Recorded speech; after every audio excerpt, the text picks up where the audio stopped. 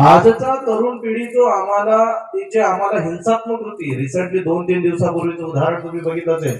बडनेराच्या तिथे एका नवजात शिशूला मारून फेकून दिलेलं. त्याच दिवशी सायंकाळी गाडगेनगर पोलीस स्टेशन अंतर्गत एका महिलेवर झालेला चाकूचा तरुण मुलांनी केलेला हमला.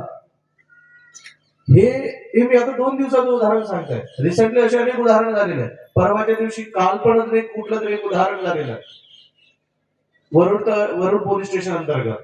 हे जे स्वरूप आम्हाला पाहायला मिळते कारण माता पिता त्याप्रमाणे संस्कार राहत नाही. आम्हाला वाटते बाळ गर्भामध्ये आहे, आम्ही कसे जगलो काय फरक पडते, पण नाही. तुम्ही कसे जगताय, तुम्ही कसे बोलताय, तुम्ही कसे वागताय, त्या नाडी थ्रू ते संस्कार जसेच्या तसे त्या मुलावर पडतात. म्हणून गर्भ मांगल्याचा संस्कार बौद्ध संस्कृतीमध्ये विशेष रूपाने केला जातो की जेणेकरून तिसऱ्या महिन्यापासून तर ती पूर्ण बाळ जन्माला येईपर्यंत प्रत्येक महिन्याला एकच प्रवचन दिला जाते. त्याचप्रमाणे जीवन जग आणि तो गर्भ मांगल्याचा संस्कार विशेष रूपाने केला जातो जेणेकरून त्या मुलांवर आणि त्या मातेने कशाप्रमाणे जीवन जगावं, त्या वडिलांनी कशाप्रमाणे जीवन जगावं, म्हणजे त्या मुलांवर त्या प्रकारचे संस्कार. तो संस्कार केवळ त्या येणाऱ्या व्यक्तिमत्वांसाठीच नाही तर त्या माता पित्यांसाठी सुद्धा.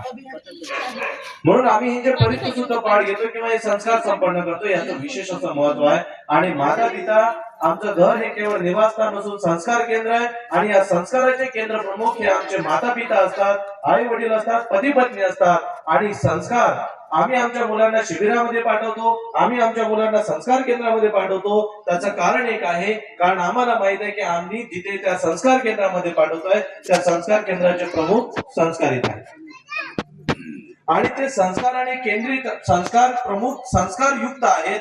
म्हणून आमचा मुलगा सुसंस्कृत होईल म्हणून आम्ही तिथे पाठवितो. मग मुळात आमचं घर केवळ निवासस्थान नसून ते सुद्धा संस्काराचं केंद्र आहे. आणि या संस्काराचे केंद्र प्रमुख पती पत्नी असतात, माता पिता असतात. आणि मुळात ते जर संस्कारित नसेल तर संस्कार केंद्र हे सुसंस्कृत नाही, म्हणजे घडणारं व्यक्तिमत्व हे सुसंस्कृत बनणार नाही हे निश्चित आहे. त्यामुळे माता पितांनी विशेष रूपानं संस्काराने राहावं, सुसंस्कृत राहावं, म्हणजे आपले अपत्य सुद्धा संस्काराने राहतील. भगवंतांनी दिलेल्या त्या पती पत्नीच्या जोडीपैकी जी चौथी जोडी सांगितली आहे की जे नैतिक जीवन जगते, सदाचरणाचं पालन करते, शिलाचं पालन करते, ती देवता तुल्य आहे. आणि अशाच्या उदरी दुर्लभो पुरुषा जय्यो, जे श्रेष्ठ पुरुष जन्माला न दुर्लभ आहेत असे श्रेष्ठ पुरुष जन्माला येतात. विशेष रूपानं दोन्ही भिक्षूंनी आपल्याला अत्यंत मार्मिक आणि आपल्याला आताच्या काळाला गरज आहे अशा अनुरूप आपल्याला ती या धम्म परिषदेच्या मंचावरून, या धम्म मंचावरून उत्कृष्ट संस्कार आणि सुसंस्कृत व्यक्तिमत्व घडवण्यासाठी त्या प्रकारच्या संस्काराची जी नितांत गरज आहे त्या प्रकारचा उपदेश, त्या प्रकारचं प्रवचन ते धम्मदेशन आज आम्हाला दिलेले आहे. त्या आम्ही धम्मदेशनेला श्रवण करावं आणि त्याला आचरण करावं. केवळ श्रवण करून नाही, धम्माचा गाभार्य श्रवणात नसून आचरणामध्ये आहे. आणि ते आपण इथे जे आता 125 लोक जे बसलेले आहेत, मी मोजले आता जवळपास 125 लोक इथे बसलेले आहेत, त्या 125 लोकांनी आपल्यामध्ये उतरवावं आणि धम्म कथिको त्याचप्रमाणे इतरत्र सुद्धा आम्हाला प्रेरित होईल त्या धम्म आचरणाकडे होईल. आज 125 जर बाहेर निघाले तर विचार करा किती मोठे परिवर्तित होईल. एक व्यक्ती जरी 4 लोकांमध्ये गेला तर 125चे 400चे 400 असे करता किती मोठा सांकडी बनत जाईल याचा आम्ही विचारही करू शकत नाही. त्यामुळे आम्ही याला आचरण करू. पण घेऊया आजच्या या पहिल्या दिवसाच्या, या 2 दिवसीय धम्म परिषदेच्या पहिल्या दिवसाच्या या दुसऱ्या सत्रामध्ये त्यानुरूप आपलं जीवन जगावं. आज या धम्म परिषदेच्या 2 दिवसाचे धम्म परिषद आम्ही इथे कोठोरा गावी घेतलेली आहे. त्याचं आज हे दुसरं सत्र. या दुसऱ्या सत्राच्या अनुषंगाने हे प्रवचन मालिका इथेच थांबते असे मी जाहीर करतोय संघाच्या वतीने. आणि उर्वरित जी देशन आहे ते उद्याला पुन्हा 9 वाजतापासून आपल्या याच इथे जे नियोजित ज्याप्रमाणे दिलेले आहे त्यानुसार ही धम्मदेशना होणार आहे. त्यामुळे सर्वांनी या धम्मदेशनाला ऐकण्यासाठी पुन्हा उद्या नव्याने यावं. उर्वरित भिक्खू संघ पुन्हा आपल्याला ती धम्मदेशना देणार आहे आणि ती धम्मदेशना खूप मोलाची आहे. एकामुखी ऐकलेली धम्मदेशना ही कल्याणाची नाही, बहुमुखी ऐकत राहिलं पाहिजे, तरच आपलं कल्याण, तरच आपलं मांगल्य. कारण प्रत्येकाचे शब्द सांगण्याची शैली आणि त्या गोष्टी आमच्यासाठी कल्याणाच्या राहतात. त्यानुरूप असावं. यानंतर आयोजकांनी संघाला दानादी कर्म करावे आणि त्यानंतर त्या दानाचं अनुमोदन भिक्खू संघ करेल अशी मी त्यांना सूचना करतो. तो धम्म सांगणारा असला पाहिजे. कशा स्वरूपाचा, तर तो ज्याप्रमाणे धम्म आचरण तो धम्म सांगणारा असून त्याचं जीवन इतरांना प्रेरणा देणारं असलं पाहिजे. जसं आम्हाला एक उदाहरण इथे त्यांनी आज सांगितलं की या धम्ममंचावर जर भिक्खू हा विराजमान असेल आणि विराजमान असताना एकलेला शिकला सवरला जर आला आणि त्याने वंदन केलं, तर एखादा शिकला सवरला आला आणि एखादा नेता आला आणि तो भिक्खूला वंदन करून आणि त्याप्रमाणे अनुमती मागून जर तू इथे बसत असेल तर त्याचं आचरण त्याप्रमाणे दिसते. धम्म कथिको होत.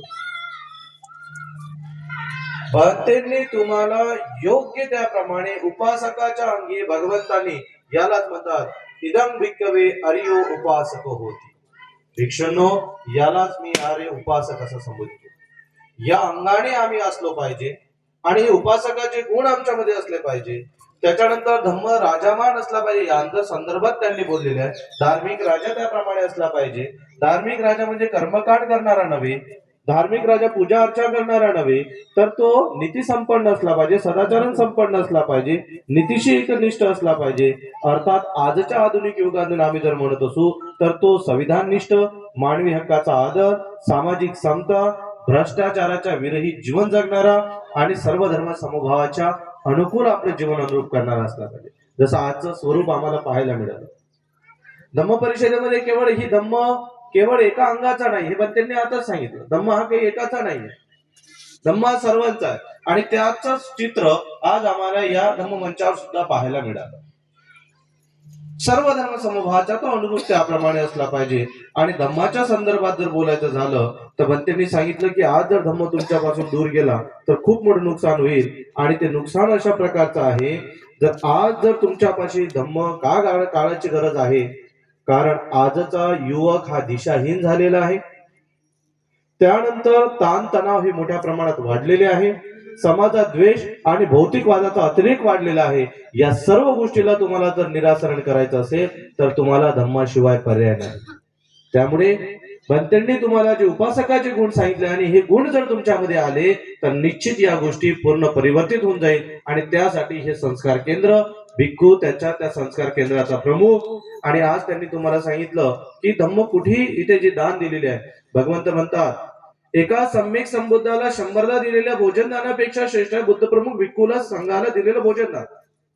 बुद्ध प्रमुख भिक्खू संघाला 100दा दिलेल्याही भोजनदानापेक्षा श्रेष्ठ जर कुठलं असेल तर तुम्ही ते विहार बांधून संघाला दान करत असाल, जे आज इथल्या आयोजकांनी आणि या गावकऱ्यांनी संघाच्या ठाई हे दान कर्म केलेले. एवढंच नाही तर त्याच्याही पेक्षा अधिक या हे तर दानादी पुण्यकर्म झाले. आणि आचरणादी पुण्यकर्मामध्ये जर तुम्ही ओढायला लागाल तर याप्रमाणे त्या विहाराच्याही पेक्षा अधिक पुण्यकर्म असेल जर जो मनुष्य दैनंदिन जीवनात पंचशिलेचं पालन करत असेल. आणि निश्चितच आपण याप्रमाणे आचरण करा. भंतेने दिलेली देशना तुम्ही निश्चितच समजून घ्या, त्याचं गांभीर्य समजून घ्या आणि गांभीर्य विधून तुम्ही त्याप्रमाणे आचरण करा. हीच मी मनाची मंगलकामना आपल्या प्रती करतो. त्यानंतर उपस्थित जे बाकी भिक्खू संघ आहे तो निश्चित आपल्याला उद्याला धम्मदेशना देणार आहे. पण आता जे आपल्याला उद्याला लाभणार नाहीत त्यांना उद्या काम आहे. असे आम्हामध्ये सर्वांमध्ये आताचे ज्येष्ठ वंदनीय पूजनीय भिक्खू सत्यानंदजी महाथेरो हे आपल्याला धम्मदेशना देतील असे मी त्यांना याचना करतो. इदं पुय्यं सर्व दुःख प्रमुच्यते, इदं पुय्यं निब्बानस पच्चय होमी, इदं पुय्यं सब्बे सत्ता सब्बे पाना सब्बे भूता सब्बे पुग्गला अनुमोदन्तु अनुमोदामि अनुमोदामि अनुमोदामि. साधु साधु साधु. नमो तस् भगवतो अरहतो सम्मा सम्बुद्धस्स. नमो तस् भगवतो अरहतो सम्मा सम्बुद्धस्स. नमो तस् भगवतो अरहतो सम्मा सम्बुद्धस्स. सब्बे तियो विवर्जन्तु सब्बरोगो विनाशतो माते भवन्तु अन्तरायो सुखे दीर्घायुको भवतु सर्वमङ्गलं रक्षन्तु सर्वदेवता सर्वबुद्धानुभावेन सदा सोत्ये भवन्तु ते. भवतु सर्वमङ्गलं रक्षन्तु सर्वदेवता सर्वधर्मानुभावेन सदा सोऽस्ति भवन्तु ते भवतु सर्वमङ्गलं रक्षन्तु सर्वदेवता सर्वसङ्घानुभावेन सदा सोऽस्ति भवन्तु ते नाकतयकभूतानां पापग्रह निवारण परितसानुभावेन अन्तदेशं उपदवे देवो वसतु कालेन सत्सम्पत्ति हेतु च पीतो भवतु लोको च राजा भवतु धम्मिको आता सखा च भूमठा देवनागा महेन्द्रिका पुण्यन्तं अनुमोदित्वा चिरं रक्षन्तु शासनं चिरं रक्षन्तु देशनं चिरं रक्षन्तु त्वं परन्ति अभिवादनशीली स नित्यं बुद्धप्रचारिणो चत्वारो धम्मा वर्धन्ति आयुवन्नो सुखं बलं आयुरारोग्यसम्पत्ति सर्गसम्पत्तिमेव च ततो निब्बाणसम्पत्ति इमिनाते समिञ्जतु।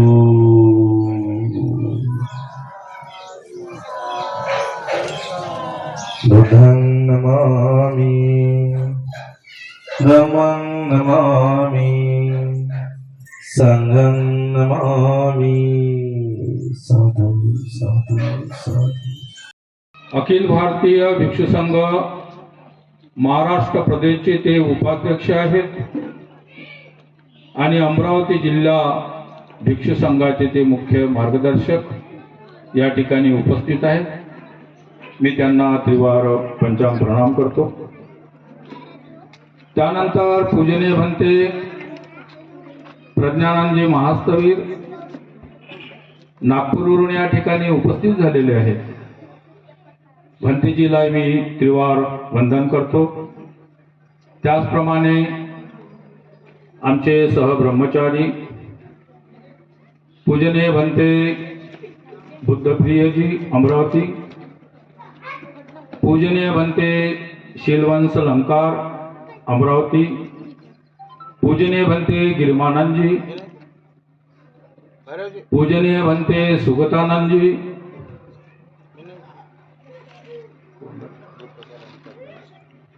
पूज्य भंते बुद्धपालजी आणि पूजनीय भंते प्रज्ञानदक्षी पूजनीय भिक्षू संघाला मंगलकामना। आपण सर्व श्रद्धावान उपासक आणि उपासिका, बाल आणि बालिका जे सकाळपासून धम्म रॅलीपासून या ठिकाणी विराजमान आहेत, फार निष्ठेने फार श्रद्धेने या कार्यक्रमामध्ये ते सहभाग घेत आहेत,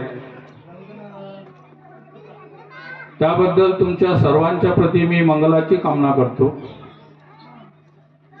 आणि ज्या ज्या लोकांनी या 2 दिवसीय परिषदेचं आयोजन केलं, हे परिषद संपन्न करण्यासाठी कष्ट घेतले आणि घेत आहेत, त्या सर्व आयोजकांचं मी पुण्यानुमोदन करतो, त्यांच्या गुणांचा गौरव करतो। आणि आपल्या विहारामध्ये ज्या उपासक आणि उपासिकांनी आयुष्यमान दिलीपरावजी तायडे, आयुष्यमती संगीताताई तायडे या परिवाराने भगवंताचं सुंदर रूप या ठिकाणी दान केलं, विशेष मी त्यांच्या गुणाचा गौरव करतो, त्यांचं पुण्यानुमोदन करतो।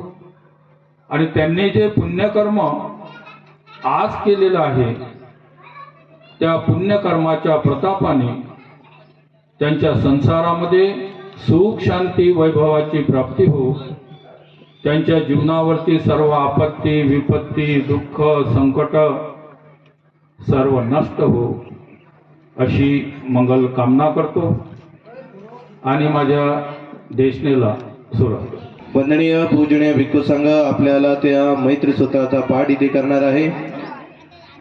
त्यामुळे जे या धम्म मंडपामध्ये बसलेले आहेत त्या सर्वांनी शांत चित्ताने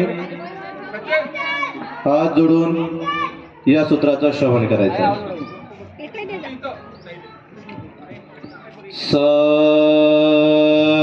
साधू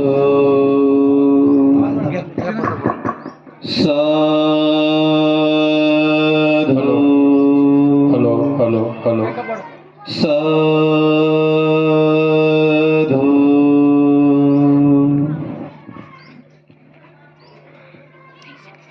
नमो तस् भगवतो अरहतो सम्मा संबुद्धस्स नमो तस् भगवतो अरहतो सम्मा संबुद्धस्स नमो तस् भगवतो अरहतो सम्मा संबुद्धस्स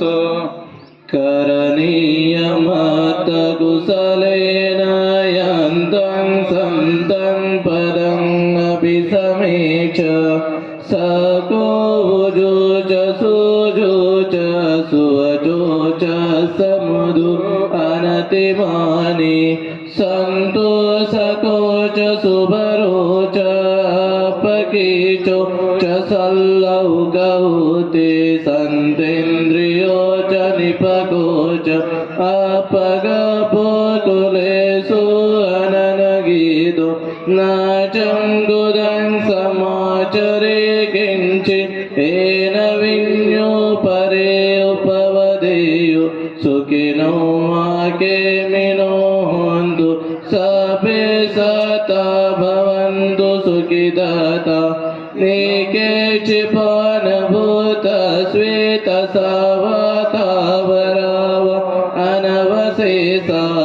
अनवशेषादिगावाये महन्ताव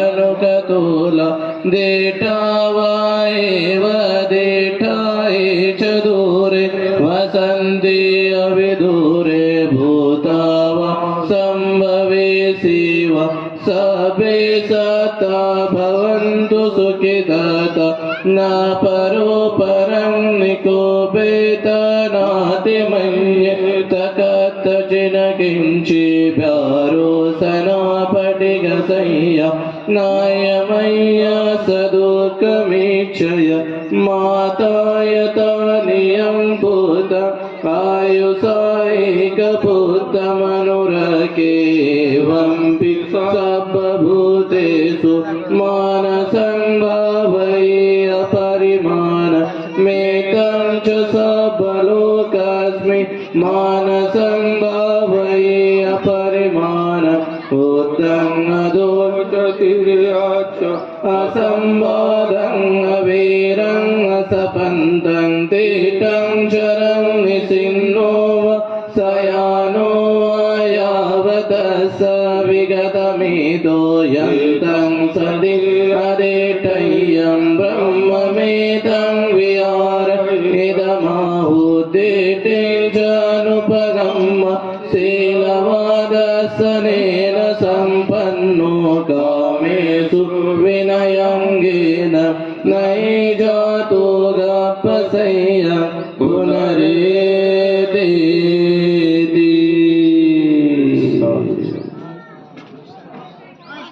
साधू करद्या म्हणा साधू साधू साधू बुद्धं नमामि धम्मं नमामि संघं नमामि. सद्धम्माप्रमाणे आचरण करणारा भगवंताचा श्रावक संघ पूजनीय भिक्षू संघ या तीन रत्नाला मी त्रिवार पंचांग प्रणाम करतो, त्रिवार वंदन करतो. आज धम्म बुद्ध विहार नूतनीकरण व भगवान बुद्धाच्या रूपाची प्रतिष्ठापना या निमित्त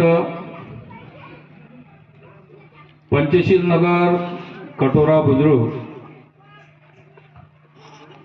या नगरातील श्रद्धावान उपासक आणि उपासिकांनी 2 दिवसीय बौद्ध धम्म परिषदेचं आयोजन केलं. आज त्याचा प्रथम दिवस. प्रथम दिवसाचं प्रथम सत्र भिक्षू कुटीचं बुद्ध विहार, बुद्ध मूर्तीची प्रतिष्ठापना याचं रितसर उद्घाटन या पहिल्या सत्रामध्ये संपन्न झालं. आता या दुसऱ्या सत्राला सुरुवात होत आहे. धम्म परिषदेचे समूळ हेतू असतात. पहिला की धम्म परिषदेने धम्माचे आणि धम्माच्या अनुरूप आणि समाजाच्या अनुरूप धार्मिक व सामाजिक नैतिक मूल्ये समाजामध्ये रुजवली पाहिजे. दुसरा हेतू असतो अंधश्रद्धा, जातीवाद, कर्मकांड यावर विवेकाधिष्ठित त्याने टीका केल्या पाहिजे. आणि तिसरा धम्माचा आणि लोकशाहीचा संविधानिक मूल्यांचा समन्वय आणि त्या समन्वयांना आम्ही आमच्यामध्ये कशा उतरवाव्या या अनुरूप या मुख्य 3 हेतूंना घेऊन ही परिषद असली पाहिजे. पहिली की धम्माची आणि सामाजिक नैतिक मूल्ये समाजात रुजवणे. दुसरी अंधश्रद्धा, कर्मकांड आणि जाती व्यवस्था यावर विवेकाधिष्ठित टीका. आणि तिसरी की लोकशाही संविधानिक मूल्यांचा धम्माशी समन्वय साधून तत्कालीन परिस्थितीवर एक जनजागृतीच्या अनुरूप या मुख्य 3 हेतूनुरूप जर ही धम्म परिषद होत नसेल तर ती धम्म परिषद नाही. धम्म परिषदेचे हे हेतू आहे. आणि यासाठी या हेतूंना विशेष रूपाने या हेतूचं यथार्थ परिपूर्ण जर कोणी नेऊ शकत असेल, यथार्थ रूप त्याला कोणी देऊ शकत असेल तर वंदनीय पूजनीय भिक्खू संघ. आणि त्याला ऐकण्यासाठी जर आम्ही असू नाही, श्रवण करण्यासाठी आम्ही इथे असू नाही तर काही अर्थ नाही. आज आम्ही विहाराच्या नूतनीकरणासाठी इथे जोडलेलो आहोत. विहार हे केवळ विहार नाही आहे. विहाराचा मूलभूत अर्थ असा आहे की ही जाती अंत, जाती व्यवस्था, जाती भेद नष्ट करण्याचं मुख्य केंद्र त्यावेळेस असायला हवं. आणि ते आहे. कारण भगवंतांनी संघाची निर्मिती केली आणि संघ राहण्याकरिता जे विहार असायचे त्या विहारामध्ये मग तो ब्राह्मण असो, क्षत्रिय असो, वैश्य असो अथवा शूद्र असो, कोणीही मी ब्राह्मण आहे म्हणून म्हणत नव्हता, कोणी मी क्षत्रिय आहे म्हणून म्हणत नव्हता, कोणी मी वैश्य आहे म्हणून म्हणत नव्हता किंवा कोणी मी शूद्र आहे म्हणून म्हणत नव्हता. तर एक भिक्षू म्हणून तो त्या विहारामध्ये राहत होता. मग तो कुठला जातीचा, धर्माचा, पंथाचा, वर्णाचा आहे, तो अस्पृश्य असो की अथवा ब्राह्मण असो, जाती भेद नष्ट करण्याचं मुख्य केंद्र हे आमचं विहार आहे. धर्म पीठासनाचं मुख्य केंद्र हे आमचं विहार आहे. मनुष्याला सकारात्मक नैतिक केंद्र आणि सुसंस्कृत साधन करण्याचं केंद्र हे आमचं विहार आहे. आणि या विहाराच्या नूतनीकरणासाठी जर आम्ही इथे आलो आहे, त्याच्या उद्घाटनासाठी आम्ही इथे आलेलो आहोत, तर निश्चित ते संस्कार आमच्यावर रुजले गेले पाहिजे. ते संस्कार आमच्यावर असले पाहिजे. विहार हे कुठलं कर्मकांडाचं केंद्र नाही. विहार हे केवळ पूजापातीचं केंद्र नाही. विहार हे केवळ कुठल्या प्रकारची अंधश्रद्धा उत्पन्न करण्याचं केंद्र नाही आहे. विहार मानवाला मानव म्हणून जगण्याचं मूलभूत हक्क आणि अधिकार देण्याचं ते एक केंद्र आहे. अंधश्रद्धा, कर्मकांड, जाती व्यवस्था नष्ट करण्याचं ते केंद्र आहे. एवढंच नाही तर मानवाला योग्य सुसंस्कृत करण्याचं एक संस्कार केंद्र ते आहे. आणि हे केंद्र या नगरीमध्ये आपण एवढ्या सुंदररीत्याने बांधलेलं आहे आणि ती व्यवस्था इथे संपादित केलेली आहे. त्या अनुरूप जर आम्ही धम्म परिषद आयोजित केली असेल तर त्याला त्या प्रकारचं स्वरूप राहणं हे अत्यंत महत्वाचं आहे. त्यामुळे या संपूर्ण या विहाराच्या संदर्भातून, या परिषदेच्या संदर्भातून जे मुद्दे मी तुम्हाला सर्वांना सांगितलेले आहे आणि याला परिपूर्णता यथार्थ रूप कोणी देऊ शकत असेल तर तो पूजनीय भिक्खू संघ आहे आणि तो आपल्या इथे स्थित आहे. त्यामुळे वेळेची जाणीव ठेवत आणि आमच्या वरिष्ठ भिक्खू संघ इथे स्थित आहे